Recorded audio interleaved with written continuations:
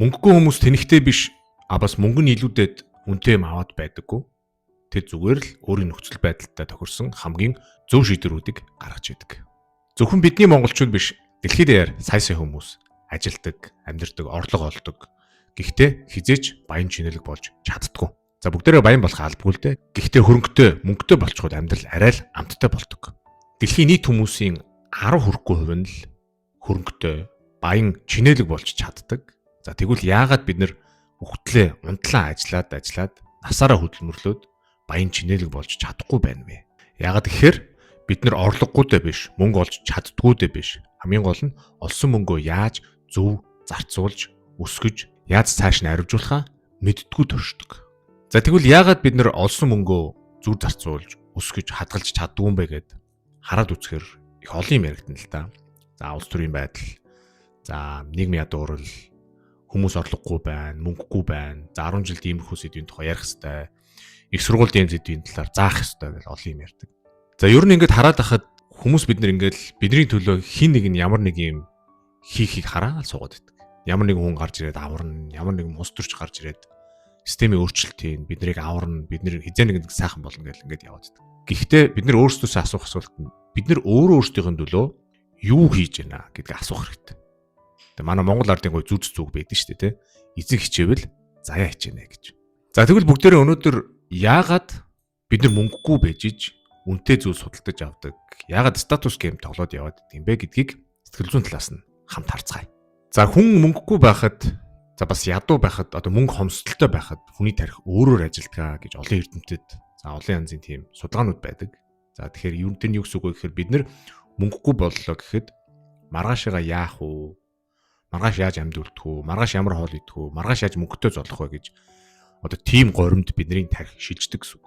За хүний тарих ерөнхийдөө яаж ажилдаг гэхээр ер нь урт хугацааны одоо тийм төлөвлөгөө, урт хугацааны юмд тохирсон биш. Харин эргээгээд яг одоо ямар таашаал, ямар гоё мэдрэмжийг өгж яана гэдгийг илүүд үздэг. За энэ нь амьдрал дээр яаж харагддаг вэ гэхээр стресс дарамтанд орсон үед бидний тарих яаж өөрийгөө тайвшруулж, өөрийгөө шагнах вэ гэж тийм горимд орж ажилдаг гэсэн. За тэр нь юу гэсэн үг юм бэ гэхээр танд хизээ нэгэн цагт ийм бодол орж ирсэн ч байж магадгүй, бас хийсэн ч байж магадгүй. За энэ сард амар их ажилтаа байлаа, амар стресстэй ажиллаа. Тийм чинь одоо сарын эцсээр цалингаа бухаар өөрийгөө нэг шагнаад тэгээд гоё юм аавь. Тэгжиж миний стресс талигдах гэдэг шиг байна. Гэх жишээ. За тэгээ мэдээж өөрийгөө шагнаж гоё шинэ смартфон аавна, шинэ хувцас аавна, шинэ брендийн хувцас аавна, шинэ машин аавна. Тэгээд тухайн үед бид нарт ирж байгаа мэдрэмж нь ямар мэдрэмж ирдэг вэ гэхээр их стрессийн ард, их ажлын ард өөрийгөө шагнаж гоё юм худалдаж авлаа. Тэгээд яг тэрүүхэн үедээ одоо тийм тайвширсан, ялсан мэдрэмж ирдэг. За тийм болохоор бид нэр яадаг вэ гэхээр өөрсдөө шагнаад одоо янз бүрийн шинэ юм аваад, шинэ смартфон, шинэ хувцас аваад, шинэ машин аваад тэр хүн дэндээ ялсан мэдрэмж аавна. Yes, би чадчихлаа, би ер нь бол лаг юм байна штэ гэж одоо тухайн үеийн мэдрэмж нь тэгж мэдрэгдэнэ. Гэхдээ энэ мэдрэмж нь ерөөсөө төр зургийн одоо мэдрэмж байдаг. Тэгээд бидний тархины одоо шагналын систем маань биднээр сигаж яана гэсэн үг. Энэ ерөөхдөө юу вэ гэхээр урт хугацааны ялалт биш, хамгийн гол нь түр зургийн одоо биднэрт өгж байгаа бидний тарих биднээр одоо тоглож байгаа тийм мэдрэмж байдгийм аа гэсэн санаа яваад байгаа. За бүгдээрээ үүнийг бодит жишээнээр харьцуулж үзье.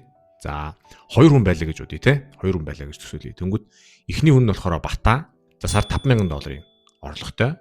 За зарлага нь болон $4,900 зарлагтай. За нөгөөх нь болохоор Болдоо. Сард $2,500 орлоготой. За зарлага нь болонгууд $1,000 зарлагтай. Энэ хоёр хүнийг ингээд хараад үзэнгүүт Бата $5,000 орлоготой их мөнгө олдог юм шиг харагдаж байгаа, За Болдоо бол $2,500 олдог. Гэхдээ нөгөө талдаа гаргаж байгаа зарлага. За гаргалгаа зарлага нь болонгууд Болдоо олсныхоо хэрээр баг бүгдийг гаргачих чинь $4,900 зарлагтай.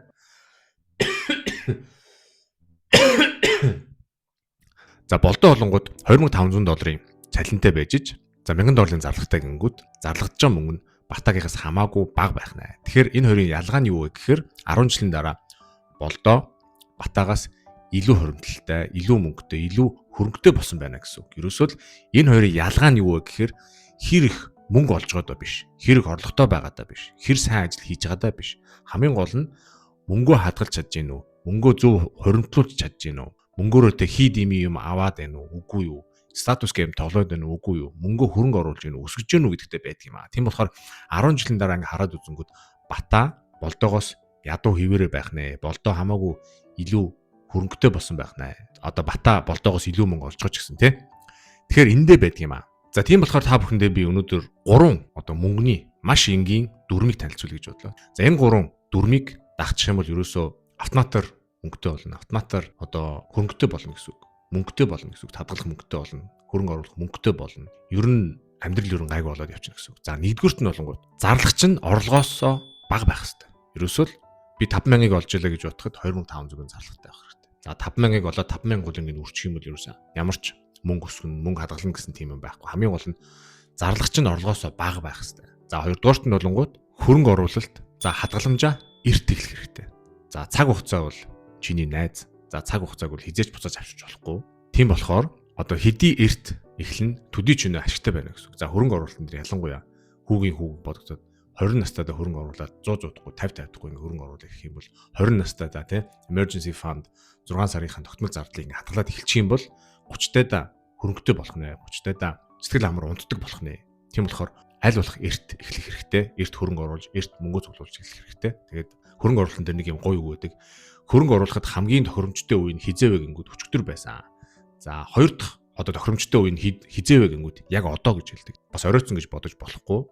За хэрэг 20 настайдаа эхлээг бол 30 настайдаа эхлэх, 30 настайдаа эхлээг бол 40 настайдаа эхлэх, 40 настайдаа эхлээг бол 50 настайдаа эхлэх. Тэ?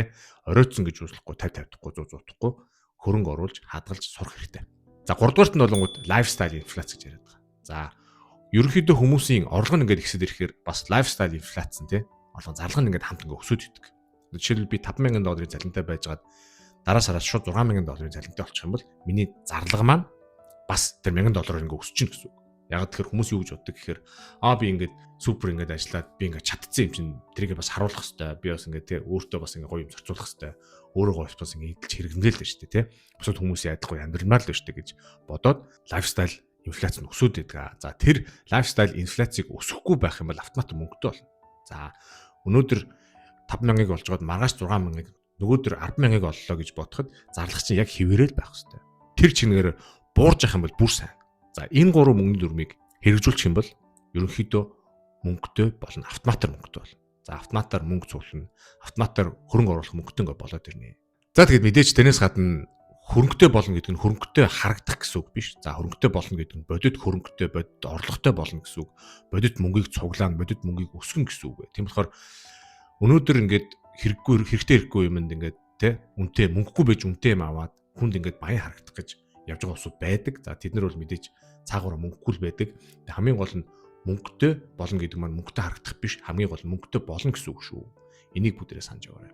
За тэгээд эцэст нь гэж хэлэхэд мөнгөгүй хүмүүс тэнхтэй эсвэл илүү мөнгөтэй үнэтэй юм аваад статус гейм тоглоод байдаггүй. Яг тэгэхээр тэр хүмүүс мөнгөний дүрмийг одоохондоо ойлгоогүй байгаа учраас бидний тарих одоо бид нараар сигадж байна гэсэн үг. Бид нараар тоглож байна гэсэн үг.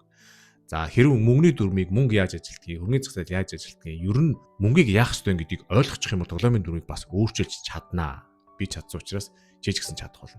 За тэгэхээр эцэст нь гэж хэлэхэд баян хүн гэдэг бол их мөнгө олдог хүнийг баян хүн гэдэггүй. Хамгийн гол нь их мөнгийг цааш нь нээдэг. За тэр цааш нээсэн мөнгөө өсгөдөг хүнийг баян хүн гэж хэлдэг. За тэгээд Psychology of Money мөнгөний одоо сэтгэл зүй гэдэг номыг бичсэн Morgan Housel зохиолч хэлэхдээ за баялаг гэдэг бол орлого зарлагын ялгаа байдаг юм аа гэж хэлсэн байдаг. За тэгээд энэ хүртэл хамт байсан та бүхэндээ баярлалаа. Дараа уулзлаа. Түр.